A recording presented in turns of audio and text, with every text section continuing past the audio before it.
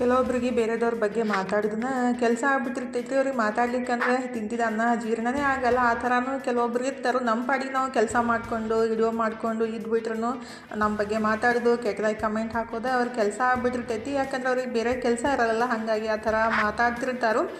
ಅಂದ್ರೆ ರೀ ನಮ್ಮ ಪಾಡಿ ನಾವು ಅಡುಗೆ ಮಾಡ್ಕೊಂಡು ಊಟ ಮಾಡಿಬಿಟ್ರು ಏನು ದನ ತಿಂದಂಗೆ ತಿಂತೀರಿ, ನಿಮ್ದೇನು ಕೆಲಸ ಇರಲ್ಲ, ಜಗಳ ಗಂಟರು ಹಂಗೆ ಹಿಂಗೆ ಏನು ತಮ್ಮ ಮನ್ಸಿಗೆ ಬರುತ್ತಲ್ಲ ಆ ಥರ ಬಂದುಬಿಟ್ಟು ಕಮೆಂಟ್ ಹಾಕಿ ನಮ್ಮ ಮೈಂಡೆಲ್ಲ ಹಾಳು ಮಾಡಿಬಿಟ್ಟಿರ್ತಾರೆ. ಅಂದ್ರೆ ನಾವು ಎಷ್ಟೇ ಅದನ್ನ ವಿಚಾರ ಮಾಡಬಾರ್ದಂದ್ರೂ ಕೆಲವು ಸಲ ಬಂದು ತಲೆಯೊಳಗೆ ವಿಚಾರ ಬರ್ತಾ ಇರ್ತೈತ್ರಿ.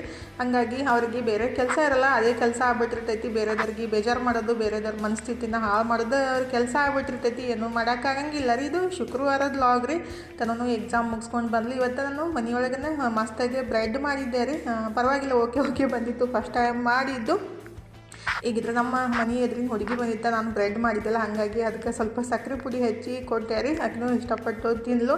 ಇವತ್ತು ರಾತ್ರಿ ಊಟಕ್ಕಿದ್ರೆ ನನ್ನ ಮನೆಯವ್ರಿಗೆ ಚಪಾತಿ ಮಾಡಿಕೊಟ್ಟೆ, ತನೂ ಇದ್ರೆ ಪಾನಿಪುರಿ ಮಾಡಿದ್ಲು. ಫುಲ್ ವಿಡಿಯೋ ಅಪ್ಲೋಡ್ ಮಾಡಿದ್ದೀನಿ.